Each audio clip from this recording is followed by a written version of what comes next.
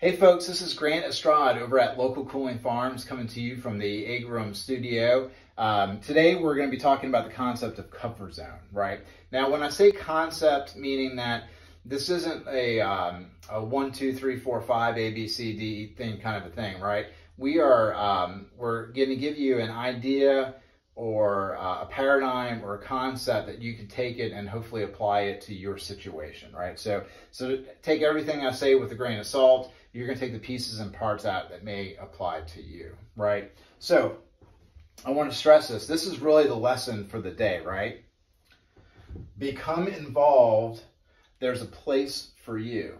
Now, what I mean by that is no matter where you happen to be on your journey or whatever you want to call it in pursuing the next thing or the next step or improving yourself or whatever it is that you're doing, you know, there's some place, there's somebody, there's some entity or group or whatever that that will kind of take you in to help you along for the ride. That's going to make more sense in a second, but I want to stress that. Become involved. There's a place for you, right? So in high school, I desperately did not want to take fine arts, right? I did not want to take the fine arts class. I just don't find those things interesting.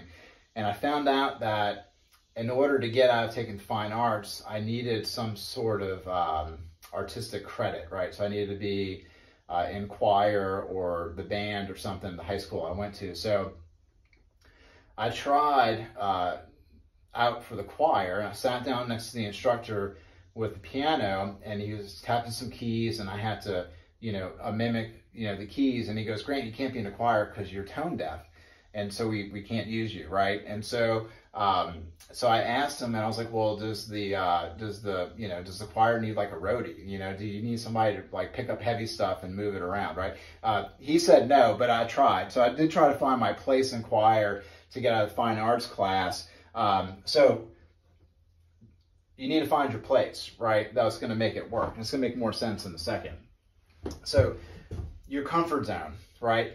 We're all at some point in our lives going to go on some sort of journey to try to change our environment or improve ourselves in some way. It could take so many different forms. It's endless possibilities, but let's just call it, we want to generally improve ourselves, right? So the starting point is going to be our comfort zone. When I say comfort zone, this is a very typical cliche, you know, quote that comes out of your comfort zone is, "This is the way we've always done it," right? When I hear that, you know, the hair stands up on the back of my neck. I can't stand it, right? That means, you know, there's a level of complacency. There's a level of stubbornness because you don't want to learn. You know, so many negative things that come with that kind of phrase. It just drives me nuts. Hopefully it drives you nuts. But that's, you know, when people are stuck in that comfort zone gear, that's the kind of stuff that they say. So this is a comfort zone, but that's where we're all starting from. We're assuming that we're starting within our comfort zone, no matter what it is, right? The next zone that we typically go into, these are the phases that we typically go into. The reason that we're talking about the phases is because you need to identify the phase that you're in and the phase that you're about to go into, because if you can identify where you are, then you can identify the steps that you need to take to keep you moving along, right? Does that make sense? That's why we're going through, that's why you need to identify these things, right? The next zone is the zone of panic. That's where you completely freak out. You typically try to talk yourself out of whatever it is that you're trying to do, right? Something that somebody might say in panic zone is, "Tried it, didn't work, nope, I'm done," right? So that, you know, a great example, panic zone, is when people are trying to get into shape, right? You know, they want to lose 20 pounds and they're trying to do everything they can for like a whole 2 weeks. You know, they lose a quarter of a pound or even worse, you know, because they're putting muscle on because of the workouts. They end up gaining weight, and then they go, "No, we're done here," right? So they're just panicking. They're like, "No, we want to go back to our comfort zone." You know, that's where a lot of people get caught. And the reason that we need to identify that we're about to go into a panic zone whenever we try to improve ourselves, because we have to mentally prepare for, you know what, at some point I'm going to hit the panic zone. I need to identify that that's where I am. I need to talk myself off the cliff, right, from quitting. And so that's why we need to identify, that area of where we're at. And hopefully once you get through the panic zone, then we start experiencing real growth, right? I use the example of somebody going to the gym. They want to lose some weight. They don't lose any weight, or they lose just a little bit of weight, or worse, they gain weight because they're going to the gym and they're working out and everything. Now let's imagine that they push through that panic zone, and that week turned into 2 weeks, turned into 3 weeks, turned into 4 weeks, turned into 3 months, right? And all of a sudden they start seeing, the fat go down and the muscle mass go up, right? And so that's when they start hitting the growth zone. They're starting to see the tangible results. And oftentimes we're going to refer to that as incrementalism, right? There's a lot of concepts found within the growth zone. Incrementalism, changing your habits. There's a whole bunch of stuff that we can talk about in there. Somebody that's in a growth zone mindset is going to say something to something of the effect of, I can't believe I used to think that way, right? I remember in high school when, football season was over. It was my senior year in high school. I really wanted to actually get in some real shape, and I wanted to lose some weight. I was like 225 pounds or so. And, I'd go hit the gym, and then I'd go to a Wendy's, and I'd buy like 3 of like the $1 cheeseburgers, and then I'd go home and like have dinner. And so I was kind of like, why am I not losing weight, right? And so I was like, well, I'm hitting Wendy's on the way home. That's like my snack before dinner. I was like, I need to cut it out. That's actually about the time in my life where I stopped drinking soft drinks and I stopped eating fast food. I was like, I'm done with this, right? I'm done with junk food. I was 18. It was the spring of my senior year in high school. And after that, I said things like, I can't believe I used to think that way, that drinking soft drinks and eating fast food was like okay, right? So that was a huge paradigm shift for me.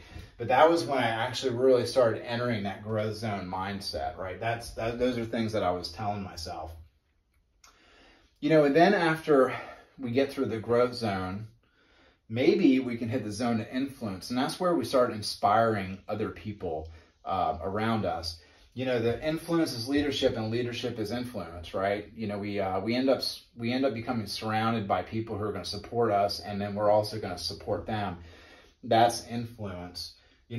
When you're going through that zone of influence, somebody may say something to the fact is that, sure, I can help with that, right? Because they're going to see you as a person who's gone outside of their comfort zone, has gone through the panic zone, has grown.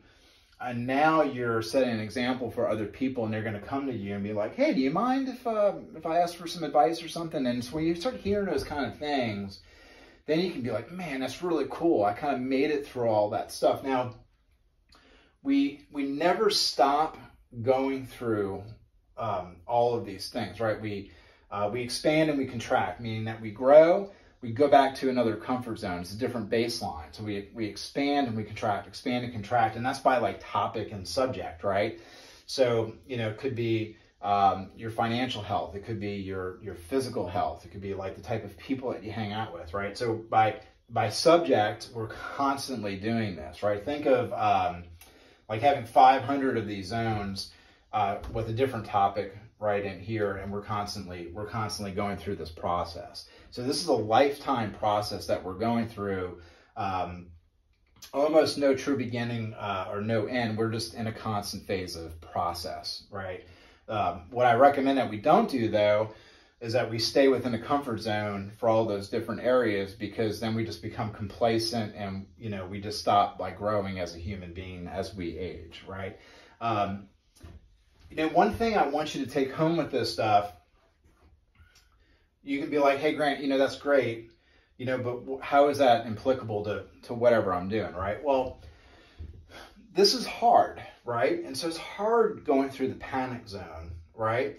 And it's hard growing because then you need to learn from other people, right? So what I want to say is, one, we're talking about this because you need to identify where you are and where you're about to go, so that you can keep the end in mind with where you're trying to go. But I also want to say that this goes hand in hand with becoming involved. That's what I have written right here. Become involved. There's a place for you, right? There's a place for you to find help with all these things, right? So if you're having an issue going from, the comfort zone to the panic zone, and then you run back to the comfort zone and you're kind of stuck in this back and forth, back and forth, back and forth. There's people out there in some way, shape, or form in your life that you can say, hey, look, I'm having an issue trying to get out of this comfort zone. Can you help me? Literally, like 20 minutes ago, a neighbor, one of our neighbors that we really respect up here, they've kept cattle their whole life. And they know more about cattle than, they've forgotten more about cattle than I know, right, kind of stuff. And so I've never been to a livestock auction ever. And so I asked Marilyn if her husband Ed was going to be going to the auction sometime soon, because I kind of want to go, because I've never been to an auction before. It could be an intimidating place. There's a lot going on, right? There's a lot of people there. There's money involved and all this kind of thing. So in my personal life, my personal professional life right now, I really need to start going to auction, because we need to start buying cattle at auction. That's what we want to do. And so right now, I'm very much in my comfort zone, which is me pick up the phone and ask a buyer to buy this cattle for me. But we're having some issues with that. And I realize that if we're going to be doing the farm as a career, then I kind of need to I need to cowboy up a little bit here, right? I need to be able to go buy those cattle by myself. I can't rely upon other people. I'm not saying I won't use other people, but I need to go for my own education. So right now, I'm not really one to panic per se, but I'm planning on going to an auction in about 2 weeks, and I'm just going to sit there and I'm going to go through my little panic zone as I'm sitting there. I'm probably not going to buy anything, but I want to go through that experience. But I need to practice that. So right now I'm in my comfort zone with buying cattle, meaning I want to pick up the phone and be like, hey dude, can you buy me this? This is what I'm looking for. This is my budget. And I need to go to the point to where I can comfortably go to auction with a budget, and I know exactly what I'm looking for. If I see what I'm buying, I'll be able to buy it at kind of like at the price, that we're looking to get it for, based upon, of course, the prices at the time. And so, if I arrive, say, years down the road, I'm sitting at the auction and some dude who's used to be in my shoes, who had no idea what he was talking about, he comes and sits next to me and says, hey bud, I got some questions. I've never been at the auction before, and he's asking me for advice, right? That would be like that progress that we're going through. So, we're all going through these stages at all different times. And so you need to find people and places for you to become involved. Going back to going to the auction example, I have no qualms whatsoever about asking my neighbor, like, hey, can we sit over coffee or something and talk about this? Or better yet, if you go to the auction, can I go with you? So to where I can actually ask you the dumb, stupid questions that I'm completely embarrassed to ask other people. So anyway, so that's what we're here to talk about. And that's it. If you have any questions, leave any comments. If you like this stuff, please subscribe. And in the comment section, if you do leave a question, I will make a video out of it if it's a good enough question. So ask a really good question and I will make a video for you and I'll address it, because hopefully other people will have the same question. So everybody have a good one.